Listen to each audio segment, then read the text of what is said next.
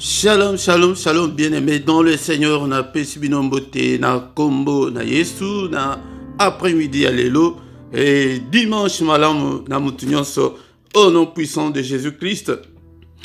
Que le Seigneur des armées, le Seigneur de toute la terre, Azala Nabiso, l'après-midi, alléluia, na émission Nabiso, il y a parole de vie, moment où il y a enseignement biblique, moment où Toyokaka, Malobanan Zambé, enseignement biblique, bien-aimé dans le Seigneur, Zala disposé, et Zala na carnet na yo place, Yako Sala, étude biblique na yo place, Yako Koma, bien-aimé dans le Seigneur, et Zali moment où le Seigneur était tout ce sola, Malobanan Zambé, na micro ya poko alelo, et Zali Mote Philippe, na epwete ndekonangai, Toyoka, Malobanan Zambé, Yangonde, Kozala distraite bien-aimé dans le Seigneur, Yangonde, Zala disposé, Meyambo bien-aimé, Toko Bondela nan Zambé, Kotika Moma Oyo Namaboko nan Zambé, Zambé Azala Nabiso, Elongo, Abanda Nabiso,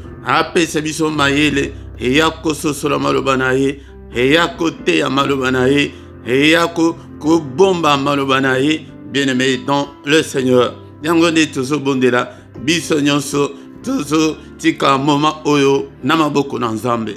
Seigneur notre Dieu, nous te sommes infiniment très reconnaissants pour la grâce accordée biso l'après-midi alléluia peut-être toya koyoka malobana yo malobana bomo yangonde tout a été créé par ta parole nyonso esalema naliloba. Seigneur notre Dieu, pesa biso mayele yakoyoka maloba oyo yakobomba yango na kombo na Yesu Christo, Père de gloire, nyonso ezali ayote, nyonso ezali abokeseni, nyonso ezali amuini, oyaka pona ko étouffer liloba na yo, mosika na biso na kombo na Yesu, natiki peuple na yo na maboko na yo, papa disposer entendement na bango, disposer mayele na bango, prete bayoka maloba na yo, maloba oyekoya, namabele kitoko, namabele malamu, afin que Ebotambouma, au nom puissant de Jésus, et Père de gloire, Koti Kabisote, nous avons besoin de ta présence. Protège-nous contre toutes les attaques de l'ennemi. Au nom de Jésus, nous avons ainsi prié. Amen, amen, amen. Encore une fois, Balingami Katinankolo, na Pesibinombote, na Kombo na Yesu, na émission Oro, parole de vie, et Tokoyekola, Malobanan Zambé, Napoko alelo, bien-aimé dans le Seigneur, mais ceux qui n'ont au s'abonner dans nous de Kolanga, s'abonner pour soutenir l'œuvre de Dieu, beau partager, pétango koyo kamaloba oyo, kozala moteur ma bête, partager ango, lobaela ango, nabande konsusu, ete pete bango pe, baeba solo, pe solo, e kangula bino, de Kolanga. Yangonde, beau partager, beau liker, ndekonanga, pona loko mona Nzambe, yangonde toye, napokwa lelo, ete toye kola, malobana Nzambe. Dimanche nyonso, tozali awa, nangonga 17h, heure ya Bruxelles, heure ya Paris, pona koye kola, maloba oya Nzambe, na émission oyo, ya parole de vie, kozangate, dimanche, ezali moment moko idéal, na 17h p, ezali moment moko idéal, ke tozana bandaku, et moment oke, okoki kovanda, et otie matéa, ozali kolanda matéa. Mais na pourquoi lelo, bien-aimé dans le Seigneur, tozo tanga, thème moko oezali, et moins prêché, moins enseigné, ok, batu mingi bazali kozwango, à la légère, yangonde toye, na émission où tozali koya mingi naba sujet qui fâche mingi na où tozali kobenga la doctrine fondamentale ya christianisme oyoke bazali côté mingi te poetelelo et komikaka milieu mabe et komikaka ba démon et komikaka bénédiction, mais la doctrine ya Yesu Christo ezali côté ya mapenza mingi te.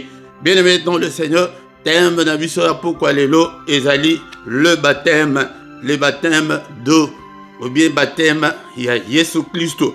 yango bien aimé dans le Seigneur, baptême ezali sujet moko ok ezali côté ya mate ou bien ezali côté ya mabe ou bien bato bazali côté yango selon ba église na bango, selon ba dénomination na bango. Mais bien aimé dans le Seigneur, tu es prêté, tous la lumière, il y a parole de Dieu. Meilleure doctrine, la sainte doctrine, ezali o ezali ya Yesu, ezali o ezali biblique.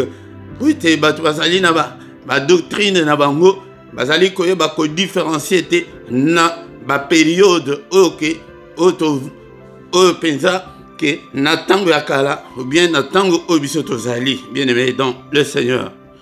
Toye na ko introduire thème oyo ezali thème moko ezali très vaste, ezali thème moko ezali na ba point ebele ezali côté ama na ba différentes églises na lolenge na bango olie balanda Bible ezali thème moko makambo nzambe pe ezosenga reconnaissance boyebi mayele ya mokili keno mutu fait être intelligent ou bien sage na mokili pona ko sosola makambo susu mais makambo nzambe ezali spirituel et il faut tous à la paix na mayele spirituel pona ko comprendre makambo ya nzambe. Baptême est-ce que ezali impératif, est-ce que ezali obligatoire était mutu azwa baptême yango nde ba question oyo tokoyeba ko répondre na enseignement oyo na tango nyonso tokoleka melelo tokozwa parti ya liboso ba dimanche nyonso tokobanda koya malembe pete ezali mingi yango nde tokoyeba ko répondre na ba question wana tokopesa définition ya baptême tokoyelakisa bino baptême ezali nini tokopesa ba sorte ya baptême tokoyebisa bino qu'est-ce que le baptême veut dire ou signifie bien aimé dans le Seigneur yango nde ezali ba point moko ezali très important ete esengeli toyeba tokoyekola susu par quel nom nous devons être baptisés tokoyekola pourquoi se faire baptiser et tokoyekola susu quand faut-il demander le baptême. Bien aimé, dans le Seigneur, point ezali ebele, par qui doit-on être baptisé ou qui peut baptiser? Et en d'autres termes, est-il obligatoire de se baptiser? Est-ce que le baptême d'eau sauve? Le baptême ya bana, est-ce que tokoki ko baptiser bana? Bien aimé, dans le Seigneur, nous sommes ezali ba question, il faut que toujours elango réponse na kati ya Bible. Siko nini ekosalema soki mutu azwi baptême tokoyekola yango susu ndekolanga mutu na ezali munene susu ezali très important susu ezali ete est-ce que mutu akoki ko se faire susu baptiser yango nde wana nde tokoki ko répondre oui soki ke ozalaki baptiser mabe ou bien soki ozalaki baptiser nano o se convertir te il faut oser la sous na baptême ezali très important bien aimé dans le Seigneur. Le baptême d'eau est l'un des fondements de la foi chrétienne ou bien en d'autres termes l'une de la doctrine fondamentale de notre foi en Jésus-Christ. Bien aimé dans le Seigneur, awa nazali kolobela te na lolenge ya ba église ndenge ba église bazali côté mais nazali koloba na ndenge ya maloba na nzambe lolenge ekomami na kati ya Biblia. Bien aimé dans le Seigneur, ezali fondement yango lokola ezali fondement yango ekoki pe koratise yo lola ou bien okoki kokota lola yango nini otokoyekola. C'est un commandement de notre Seigneur Jésus-Christ. Ezali commandement, ezali ordre. Yankolo Yesu Masia. Bien aimé dans le Seigneur. Ezali te ke mutu alali akanise yango. Non. Ezali commandement. Commandement ezalaka impératif. Ezali ke okoki ko poser ma question te ezalokola na armée. Ce qui va le dire que non. Siffler betina 2h du matin, 1h du matin. Tu n'as pas droit et à retourner et siffler. Tu dois d'abord te réveiller yango nde makambo tozali koyekola na kati ya baptême. Est-ce que baptême ezali très important ou bien ezali très important te na l'étude de mutu ekoyebisa biso bien-aimé dans le Seigneur. Yango nde tokotanga nano na mukanda ya Matthieu chapitre 28 verset 19 na 20. Matthieu 28 19 na 20. Yango nde kodanga tango tokoyekola mutu nyonso il faut à réexaminer baptême na ye. Est-ce que ozwaki baptême selon la Bible ou bien ozwi baptême selon dénomination na bino? Bien-aimé dans le Seigneur, il est impératif. Yango ndenge nauti koloba awa. Ce qui ozwi yango selon dénomination na bino ezali lolenge te ekomami na Biblia.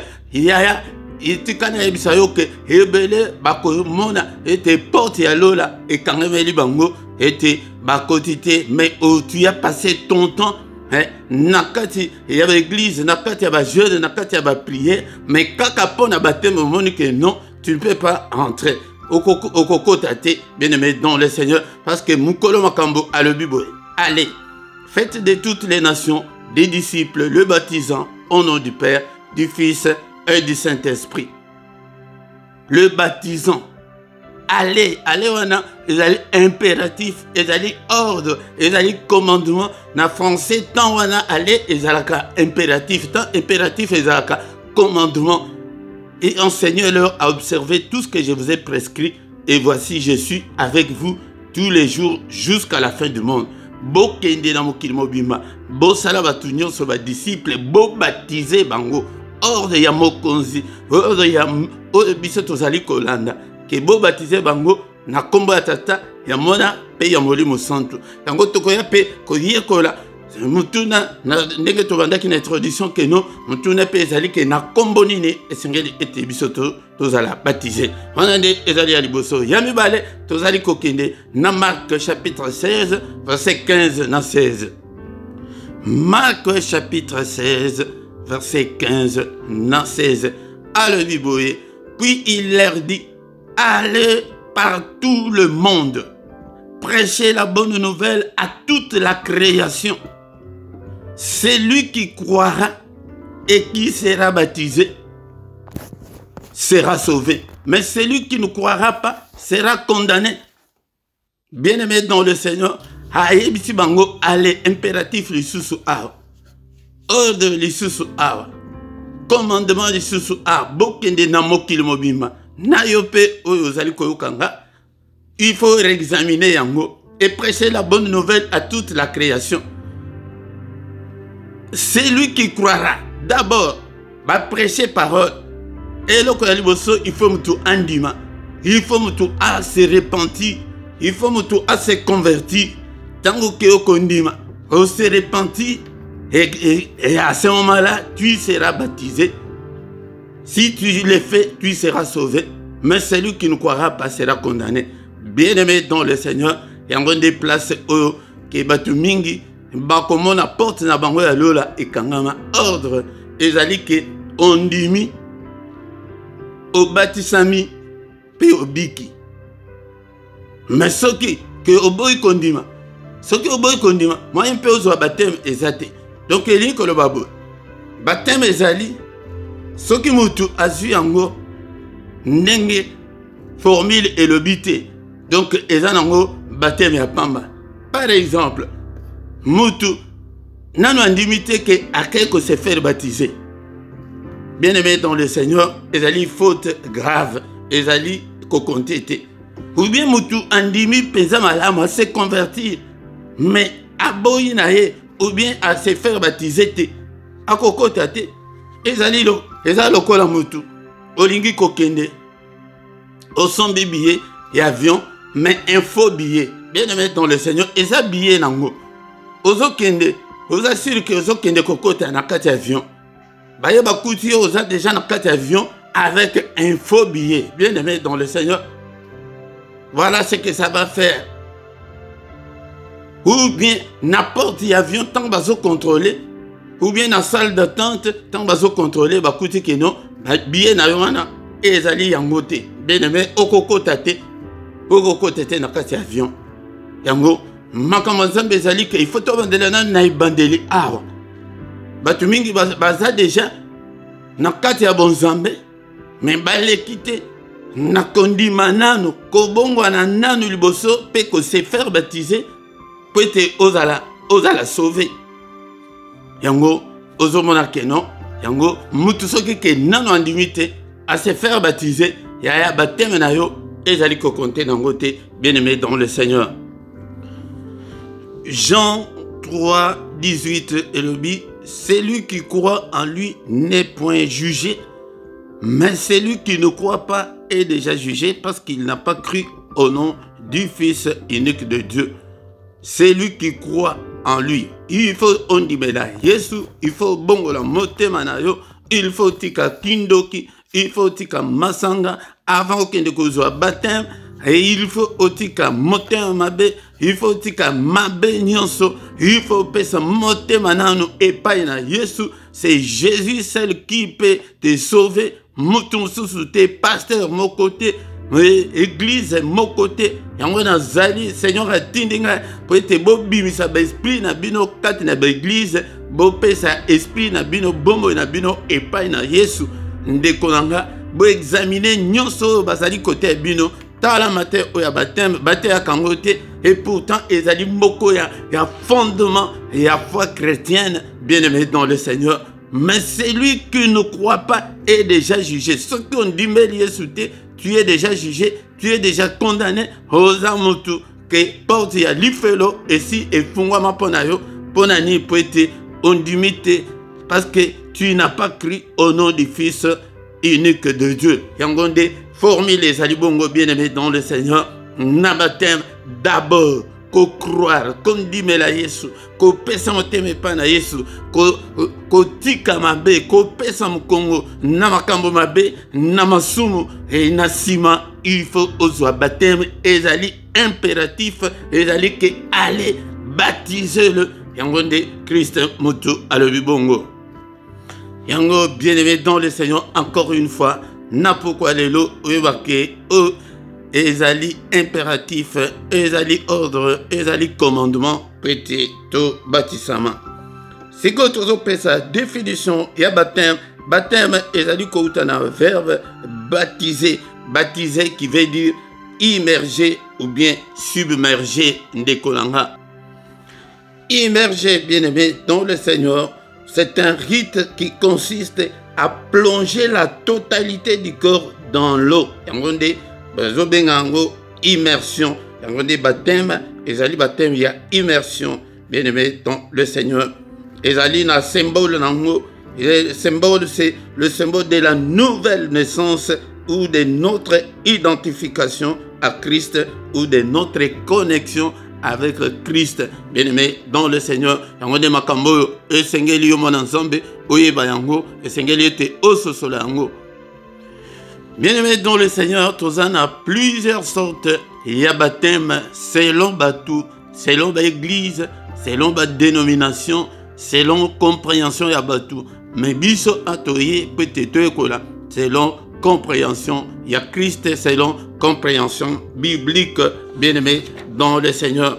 Yango tokoye kola sous partie moko onako intitulé yango ba faux enseignement nyonso ou ezali ko concerné baptême na l'église, ba faux enseignement ou bien ba enseignement erroné oyo ezali kolobama na kati ya ba église ou bien kati ya ba congrégation. Yangonde ce koyebi pe baptême ya église na bino soki olekana baptême ya lolenge nini okomela biso na se awa na côté ya commentaire ce qui peut bozana mituna botuna bien-aimé dans le Seigneur. Mais tango tokosi sa thème o yangonde mutu na mutu abandako tala ke baptême nini azwa parce que la Bible dit que la foi vient de ce qu'on entend. Ce qu'on entend vient de la parole de Christ. Diable azolinga ete batu mingi bazala na ignorance ou bien ba minimiser va minimiser baptême pour être ayebi que ceux qui bolandi formule malamute okoko talola te ayebi que asa zoyo que non ou bien ozo baptême mabe ou bien olingi na yo kozo baptême te ezali très important bien aimé dans le Seigneur. Tout moni awa sorti à baptême il y a Jean-Baptiste na baptême il y a Jésus Christ. Baptême il y a Jean-Baptiste et là qui baptême il y a repentance bien aimé dans le Seigneur. Mais bien aimé tu connais que ezali sujet où ezali le moins enseigné, ezali les sujets les mal enseignés, ezali les sujets le mal interprété et ezali sujet moko ok ban ensemble bazali ko s'intéresser dans côté. Vous êtes déjà tombé dans le piège du diable pour ayebi que ceux qui holandais lango malamu te formule et aliboso et angonde ayebi que no okokende na yo nalola te bien aimé dans le Seigneur. Biso to sala ba mathématiques ba physique to ebi que non ceux qui au bandi formule physique formule mathématique mabe bande bandeli tina suka et ozala mabe ou bien au bandi malam ok au baby si na katikati yeba ke okosuka malamu te bien aimé dans le Seigneur. Yangwana bien aimé dans le Seigneur diable asa yebi que non asa joyeux que pour na sujet ya baptême asa kangayo ateyo kutu distraction makase que non on s'intéresser na ngote soki ke ozalaka bien baptisé ou pas baptisé. Yango tant tokoye kola ba parti nyonso yo moko ozo conclusion oyeba que non baptême na yo ezali ya malam ou bien ezali ya malam te mais soki ayepe na poko lelo ndeko nanga eza lokola mutu alingi au voyager bakoyebisa yo que non il faut uzala na passeport, il faut uzala na visa, il faut uzala na billet mais yozo tambula oza na passeport te ozo michana mutu ke oko voyager ou bien oza na passeport mais oza na visa te bien aimé dans le Seigneur. Yango wana okomona ete okokota te na bokozi na nzambe bien aimé dans le Seigneur. Yango ou bien ozana phobie ou bien ozana na visa ya muniatu ya lokuta ya okokota te attaque ozo kende na fier nyonso yebi ke non oza na visa mais oko voyager te. Yango nde nazo yebisa bino bande kolanga ezali moko ya stratégie ya diable ok ceux qui bato bazali mal enseigné ezali na avantage ya diable pour na nini pour yebi ke non assez azubino que boza déjà batunaye mais oza na église ozo gêné ozo sala nyonso ozo pesa ba dibi na yo ba fond mais diable ayebi que non assez azoyo déjà que non na passeport na yo na céleste oza na visa te ndeko nanga ezali très important. Seigneur yemoko mutu apesa ordre wana tokotanga na mukanda ya pendant que le baptême, il y a Jean, dans Matthieu chapitre 3, verset 1 à 2. Matthieu chapitre 3, verset 1 à 2. La Bible nous dit ceci. En ce temps-là, parut Jean-Baptiste prêchant dans le désert. Il disait, répentez-vous, car le royaume de cieux est proche. Bien-aimés, dans le Seigneur, répentez-vous. Baptême, ezalaki baptême, il y a repentance. Moutounions, avant le baptême, on se repentit. Batwa banda koya, bazali ko confesser publiquement. Nazaki ndumba, natiki kindumba, nazaki moibi, natiki moibi. Lelo ezali ko salimate, bokoti katina na bonzambe, nano se repentir te, nano fongoli motema te, yango okomi yanzambe ndenge nini. Bien-aimé dans le Seigneur, yango nde avant que de na baptême, il faut se repentir. Il faut tika mabe bien-aimé dans le Seigneur. Comme mingi ba verset zalimingi lokola ke otanga la Bible était pour epesa yo ke otanga Bible ngai na zoka mabatu ok ba disciple batu ok il faut christianisme ezali te ke non oya bokanga ka maboko olala ka ba pungi ozo sala kutu eloko te kutu na pesi bino devoir na mutu nyonso zali kolanda. Avant aussi l'Isambula oyo bien-aimé tanga Nouveau Testament nyonso kobanda Matthieu tin Apocalypse tanga aussi lisango nyonso bien-aimé dans le Seigneur. Nazo sala boy poete ozala na contact na communion ensemble. Il leur dit à tous, moi, je vous baptise d'eau, mais il vient, c'est lui qui est plus puissant que moi, et je ne suis pas dit de délier la courroie de ses souliers. Lui, il vous baptisera du Saint-Esprit et de feu. Bien-aimé dans le Seigneur, abanda kiko, alobi ke nga nazali ko baptiser bino na mai. Yango nde dekolanga, et sengeli toyebake, baptême ya Jean-Baptiste, ezalaki ndenge nini, ezalaki nano avant Jésus-Christ. Tokoye kola isusu mutuna nsusu na ba point o tokoye kola ke est-ce que Jésus-Christ ye moko est-ce que azwa baptême ou bien azwa baptême te ya ba enseignement de base o esengeli ete mwana nzambe nyonso ayeba yango. Siko baptême ya Jésus ye moko tosito bandaki déjà na Matthieu 28 19 et pe na Marc 16 15 na 16 allez faites de toutes les nations des disciples, les baptisant au nom du Père, du Fils et du Saint-Esprit. Yangonde, ozali baptême ya Jésus-Christ. Yangonde kolanga esengeli ete mutu nyonso oleka ezali nzela oyo esengeli ete mutu nyonso ifo oleka. Marc chapitre 16 verset 15 verset 16. Verset 16, celui qui croira et qui sera baptisé sera sauvé. Condition. Mais celui qui ne croira pas sera condamné. Yangwana baptême ya Yesu Christo. Tozoko na enseignement na biso ba point ezalaka mingi ezali sujet moko très controversé. Batu mingi bazali côté ya na lolenge na bango. Mais jusque là tozali na partie oyo nazo bengango introduction na thème oyo ya baptême yango nde soki o raté yango o raté lola. Bien-aimé dans le Seigneur. Bien-aimé dans le Seigneur, Tokotanga, Mukanda ya Romains chapitre 6, verset 3 na 4. Ignorez-vous que vous tous qui avons été baptisés en Jésus-Christ, c'est en sa mort que nous avons été baptisés. 4. Nous avons donc été ensevelis avec lui par le baptême de sa mort, afin que comme Christ est ressuscité des morts par la gloire du Père, de même nous aussi, nous marchons en nouveauté de vie. Bien-aimés dans le Seigneur, baptême wana elin koloba kufa to kufi na Yesu elongo ba enseveli ba kundi biso na Yesu elin koloba que to sekui na Yesu poete to banda nouveauté de vie.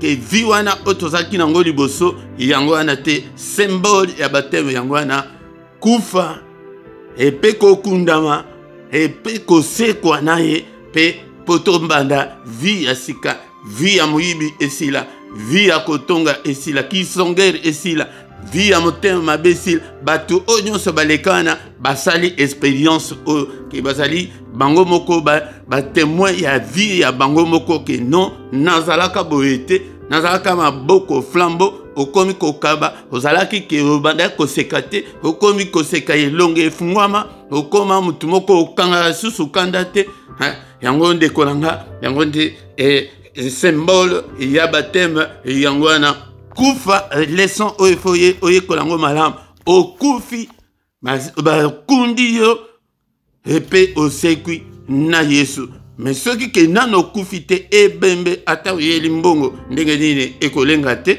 mais yo olengaka na mbongo olengaka na balocation olengaka na sexe olengaka na makambo ebele po nano okufi te na Yesu yaya ezali début ya bato ebele ezali malamu te yango zomona keno désordre ezali mingi na vie chrétienne pesa nano motema epa na Yesu bongo nano liboso kufa nanu na Yesu bato kunda yo nanu na Yesu osekwa na Yesu. Bien-aimé dans le Seigneur yango okomona ke okomanda nouveauté de vie okomona ete yango apôtre Paul alobi ke o nyonso na bandaki komona lokola gain lokola profit lokola intérêt lelo na zomona ngo lokola salité lokola poto alobi que ce n'est pas moi qui vis, mais c'est Christ qui vit en moi. Et yango de Bible le dit que si quelqu'un est en Christ,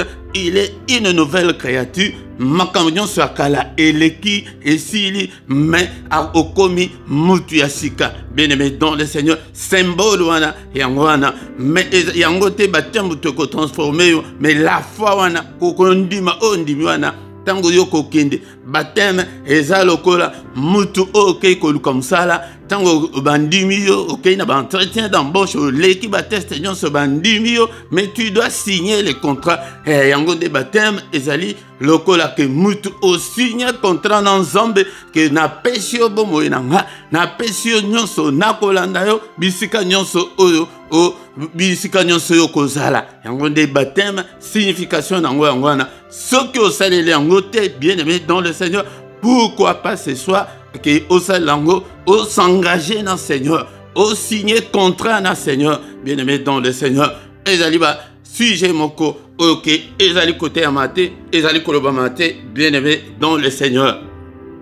Toujours kende malembe nalingi te ke na kende po ba point ezebele ba verset ezali belé nalingi na kende na bino kaka malembe boye po ete bo comprendre malamu po ete dans ce bandant ndima nano yoka ba enseignement te ne ya baptême bien aimé dans le Seigneur.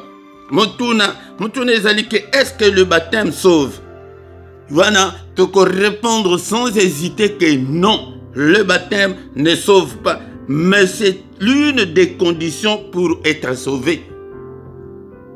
AAP et Zoluka, raisonnement y a classe. Le baptême sauve. Non, le baptême ne sauve pas, mais le baptême est l'une des conditions posées par le maître pour être sauvé.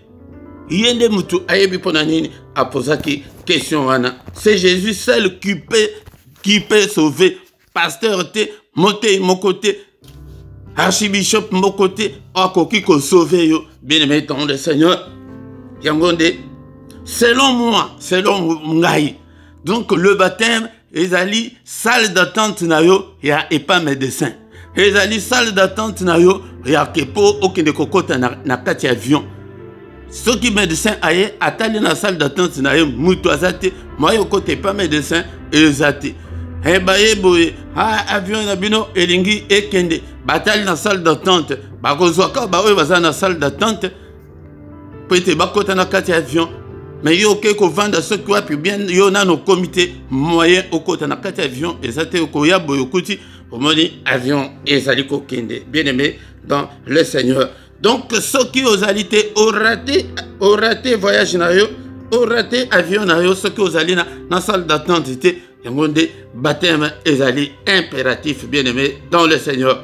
Bien aimé tolengi tosilisa na pourquoi lelo mais ceux qui minimisent le baptême hypothèquent leur salut. Ba o ezali ko minimiser baptême ngai écoute tout chance wana catholique ngai na ko changer to ko ya na sujet wana na thème place jour tokoki to le belaké est-ce que mutu akoki ko zo sur baptême sous ba baptême eza ebelé na ba église ebelé OK eza na fondement biblique te fondement ya Yesu Masiati bien aimé dans le Seigneur.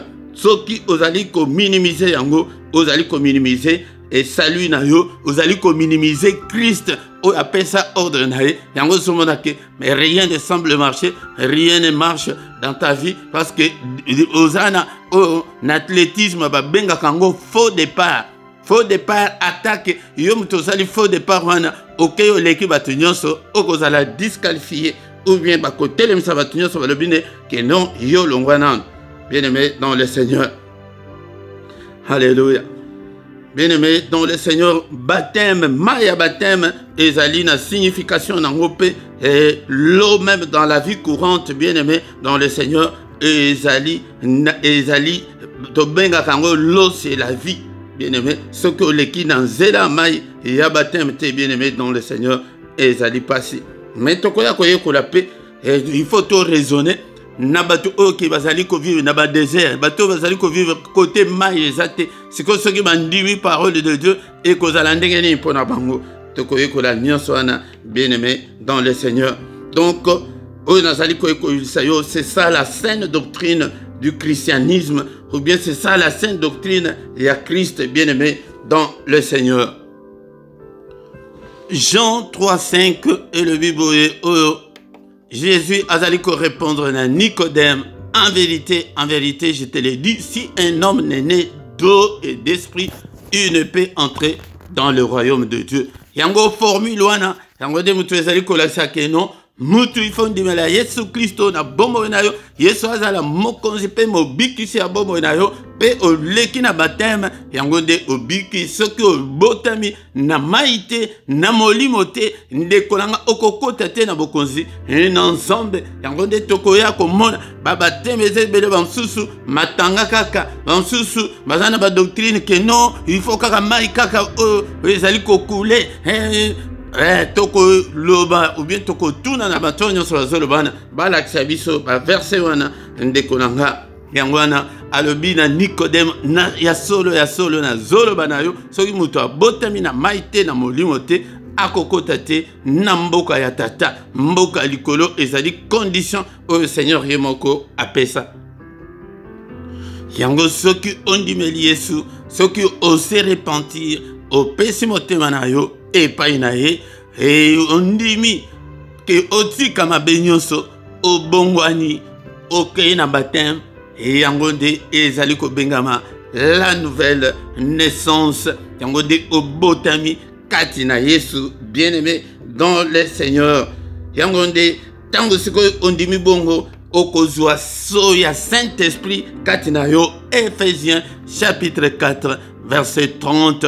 N'attristez pas le Saint-Esprit de Dieu par lequel vous avez été scellés pour le jour de la rédemption. Jour ya rédemption, jour ya que bongo la motema wana ko attristé te moli musantu o azali kat na yo tozoaka caché ya Saint-Esprit caché wana ezalaka yamunene ezaka ngengaka makasi ezaka visible te à l'œil nu ezali visible spirituellement yango nde molimo santu ba pesa biso molimo santu jour kaka yo ondima jour kaka otosi que okepe na maya baptême et que remplir ba condition o ya Seigneur yango nde ozwi so ya Saint-Esprit yango de batu mingi ba oke bako remplir yango te ezali formalité à remplir pour être okoma mwana na nzambe yango de mutu ezali ko pesa biso accès ete tokoma bana na nzambe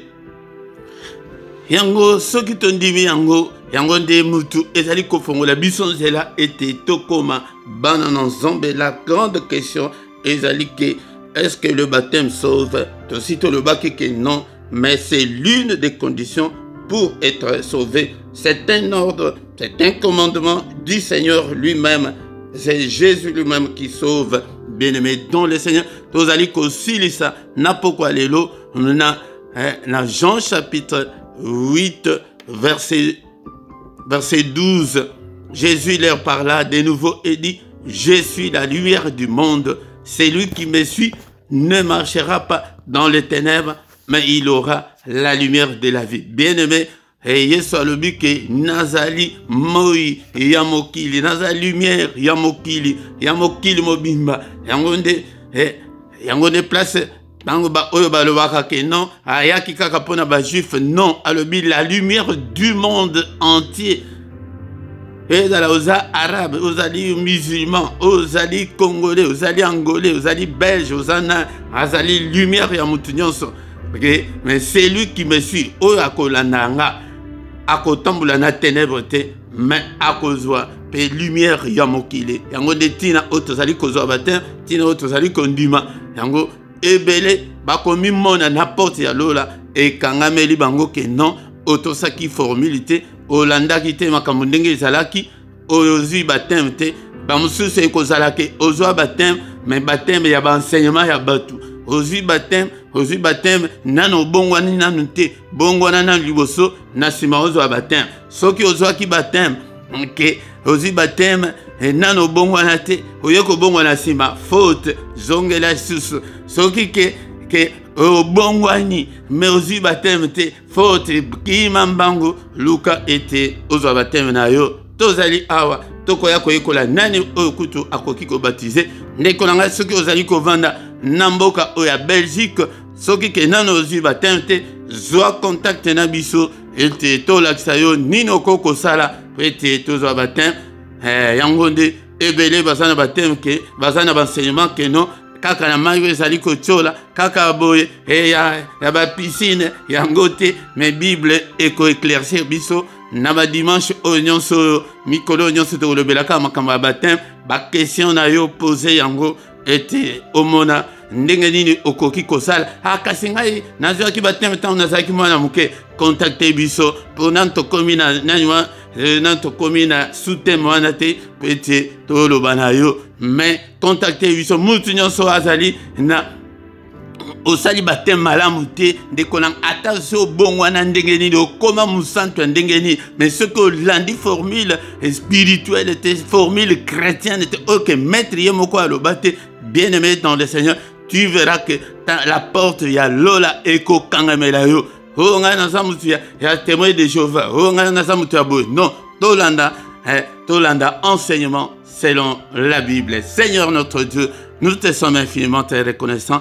Merci pour ta grâce. Merci pour la nyonso sali. Katina bomo na biso. Pour na thème oyasika. Oto bandi elongola banana yo. Papa fongolanga mayele pesanga bososoli. Afin que les banana yo bayoka malobana yo. Seigneur, incrédulité zalate. Nyonso munguna akangi kwete. Azala incrédulité ngai. Nasana zo baptême nazaki wana muke. Yesu nanga yo moko ntoko ko convaincre le peuple na yo. Mais pona bandeko nyonso na bazwite ya toucher bango afin que tome bango na baptême pour la gloire de ton nom. Que toute la gloire te revienne. Au nom de Jésus, nous avons ainsi prié. Amen, amen, amen, amen, amen. Bon dimanche à tous, bien-aimés dans le Seigneur. Merci pour être au Salichwa Malam. Yakoya, na émission aux paroles de vie. Que toute la gloire revienne à notre Dieu. Yaka dimanche nyonso et toka maloban ensemble bien-aimé dans le Seigneur. Yango ban enseignement de mutu et vandi sakabatu. Seigneur azolo que peuple na ezali kokufa pour na prière te pour na kozanga prière te mais pour na kozanga maloba. Ya enseignement de mutu et vandi sakamutu. La foi vient de ce qu'on entend. Yango oyoki yango examiner yango bimana obsession ya ba église bimana oyo kakiwana mais kota kat na Yesu kat na makomi ata yo moko keno e nako kosala ndenge ni yango diable ayebi yango bien yango nde na uti koloba arke et eza sujet moko thème moko ezali moins enseigné ou bien mal enseigné pour na ni po bato bazala déjà à côté ya salut na bango yango ndeko na ngai tout na bamitu na nyonso za nango posa luka biso ete tolakisa yo nini okoki kosala au nom de Jésus.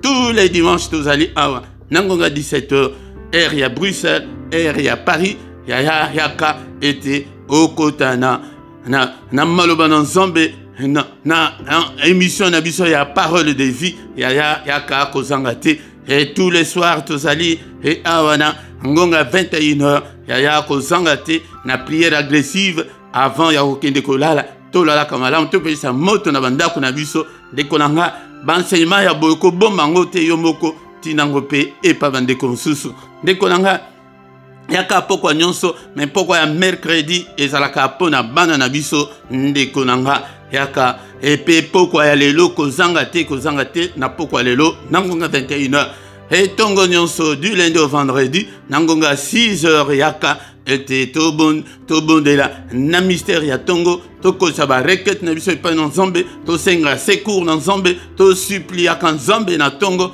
yaka tongo nyonso mais ya samedi na dimanche wana nde ezalaka ebandaka na 5h30 mais samedi ya suka yango ezali veye na biso neti samedi oyo ezali koya samedi oyo ezali koya ezali samedi ya suka yango nde tokozala na veye na biso kozanga te bien-aimé dans le Seigneur kozanga te samedi oyo ezali koya kozanga te bien-aimé dans le Seigneur yango tant tokomi wana tokomi na suka metala na se awa okuta na description ba coordonnées na biso nyonso za nango posa yango nde ba coordonnées na biso pete obenga biso bien tuna mituna ou bien en dehors ya baptême soki ozana problème ya mabota ozana problème ya kobala ozana problème ya mukanda n'importe quel problème difficulté spirituelle nyonso za nango contacter biso et to sungayo na prière bien-aimé au coup tapé ba coordonnées ya finance et compte bancaire ezali PayPal ezali pour na soutien na bino na musala mais toutefois ezali volontaire des Corinthiens chapitre 9 verset 7 yangonde ezali volontaire mais bosunga musala nzambe pe asungayo tanto komana to komina suka pourquoi malamu na mutu nyonso mais pourquoi lelo kozanga te yaka na 21h yaka et tout bon de là ensemble à dimanche prochain pour la gloire de notre Dieu. Amen, amen, amen, amen.